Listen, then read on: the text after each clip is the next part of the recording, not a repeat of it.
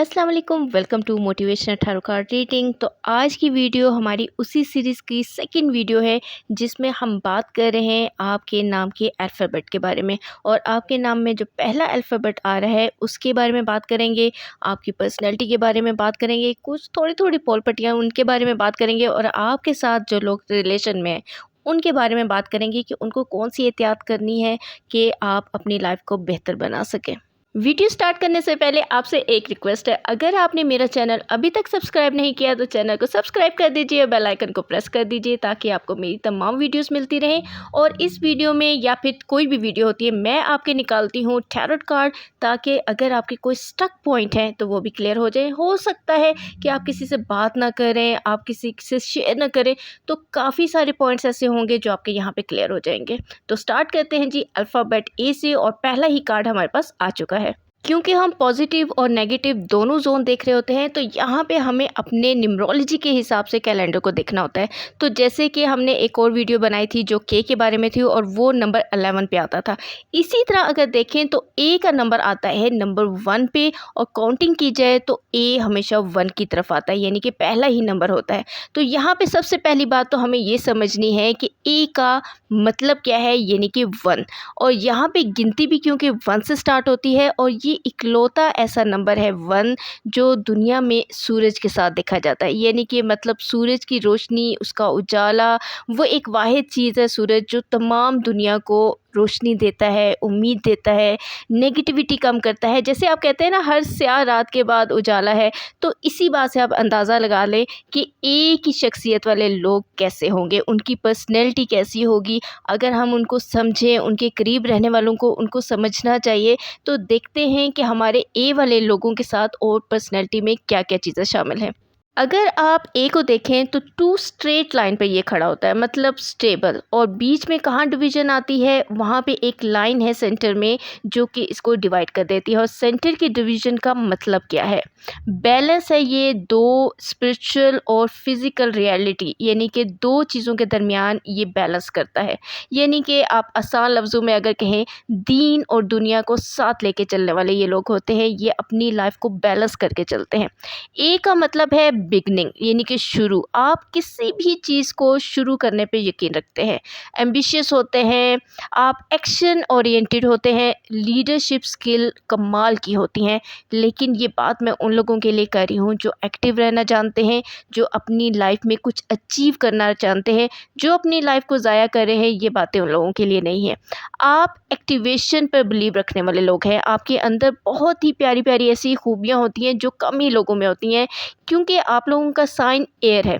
यहाँ पे अगर मैं एक छोटी सी बात करूँ कि जब एक बच्चा पैदा होता है तो सबसे पहले वो सांस लेता है, तो वहाँ से आप शुरू देखें कि ये ज़िंदगी को शुरू करने का एक लाइन है, एक शुरू करने का लफ्ज़ है जहाँ से आपकी ज़िंदगी शुरू होती है। यहाँ पे तो काफ़ी अब बातें हो गई हैं जो अच्छी अच्छी हैं, यानी कि आप काफ़ी अच्छे शख्सियत के मालिक होते हैं। थोड़ी सी बातें करते हैं आपकी कमियों की जिस पे आपको काम करना है। सबसे पहले पॉइंट की अगर मैं बात करूँ ना, तो अगर तो आप जल्दी फ़ैसला ले लेते हैं तो आप बहुत अच्छे रहते हैं, आपका वो फ़ैसला आपको फ़ायदा देता है। और अगर आप सोचने में लग जाए, यानी कि डिले कर दें अपने फ़ैसले को, या फिर ऐसे सोचना शुरू कर दें कि सोचते हैं, देखते हैं, कर लेंगे, अभी टाइम है, तो वहाँ पे क्या होता है, आप ओवर एनालाइजिंग वाली साइड पे चले जाते हैं।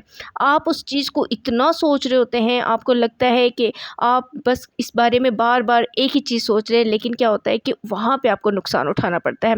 अगर वो काम, वो रिश्ता आपके लिए बेहतर भी था, तो ओवर एनालाइजिंग में क्या होगा कि वो काम आपको बुरा लगने लगेगा, वो रिश्ता आपको पेन देने लगेगा। तो अगर आपने उस रिश्ते से निकलना है, या उस रिश्ते में जाना है, या कोई काम करना है, कोई बिज़नेस करना है, जॉब करनी है, तो फिर आपने डिले नहीं करना अपने फ़ैसले को, आपने क्विक रिस्पॉन्स करना है।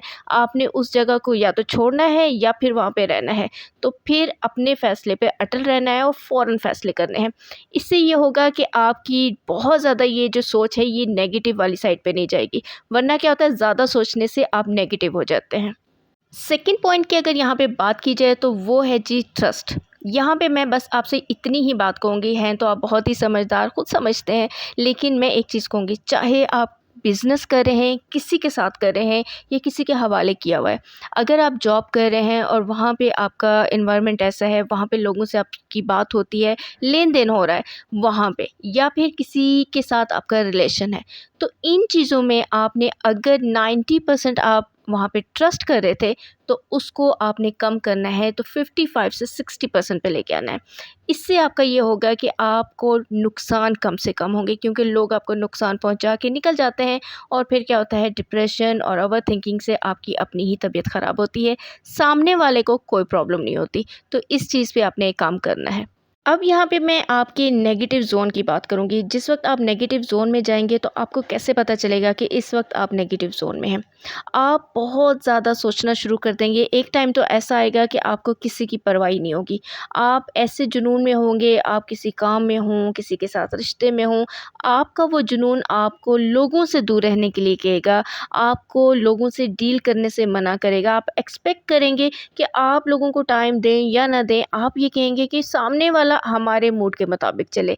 तो ये आपका नेगेटिव ज़ोन है। उस वक़्त आपने सुकून से बैठना है और बस पानी पीना है, और वहाँ पे आपने सूरज शम्स लाज़मी पढ़नी है, क्योंकि ये आपका नेगेटिव ज़ोन है। इससे आप लोगों से दूर होते जाएँगे और आप अकेले रह जाएँगे। और इसी लापरवाही वाली एक जो छोटी-सी आदत है, आपको महसूस नहीं होता, लेकिन सामने वाले को बड़ा फ़ील हो रहा होता है कि आप जी अपने मूड के मुताबिक चल रहे हैं। हाँ जी, मैं इस वक़्त फ्री हूँ, मेरे पास टाइम है, सामने वाला तो है ही फ्री, वो मुझे जिस तरह चाहेगा टाइम देगा, उससे जैसे चाहूँ बात करूँ, जिस मूड में चाहूँ।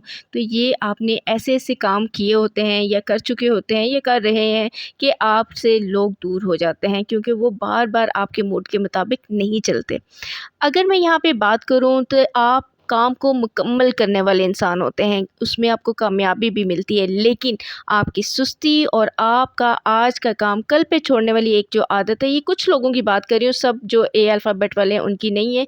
कुछ लोग ऐसे हैं जो ऐसे होते हैं, दुनिया को अपनी मर्ज़ी के मुताबिक चलाने वाले, इनको बहुत नुकसान होता है। ये किसी भी कामयाबी की तरफ नहीं जाते, ये बस सोचते ही रहते हैं। अब यहाँ पे बात करते हैं आपके साथ रिलेशन में जो लोग हैं, तो उनके लिए मैं ये कहूँगी कि इनसे बातें मत छुपाएँ, झूठ मत बोलें, रिलेशन में रह के इनसे वो वादे मत करें जो पूरे ना हो सकें। और अपनी लाइफ में क्योंकि ये लोग बेस्ट देते हैं, तो इसलिए इन लोगों के लिए आप जब तक आपके साथ रहेंगे ये लॉयल रहेंगे, और अगर ये आपसे दूर हो गए तो फिर इनका वापस आना बहुत मुश्किल हो जाता है। तो इन लोगों को भी चाहिए कि सामने वाले को फॉर ग्रांटेड ना लें, और आप लोगों को भी चाहिए कि इनकी ज़ात को फॉर ग्रांटेड ना लें। तो इस तरह से आप इनका दिल जीत सकते हैं और ये आपका दिल जीत सकते हैं। नेगेटिव ज़ोन की क्योंकि हम बात कर चुके हैं, तो उस वक्त आपने क्या करना है, सूरज शम्स आपने वैसे भी पढ़ते रहना है दिन में 5 बार। इससे आपकी नेगेटिविटी कम होगी। और आपने ब्लैक कलर और डार्क ब्लू कलर उस वक्त आपने नहीं पहनना है, उससे आपकी नेगेटिविटी कम होगी। आपको सोचना, आपको नई चीज़ें सोचने में मदद मिलेगी, आपको रिश्ते बनाने में मदद मिलेगी, आपको दूसरों को समझने में मदद मिलेगी। वीडियो पसंद आई हो तो लाइक और शेयर लाजमी कर दीजिएगा। Thank you for watching.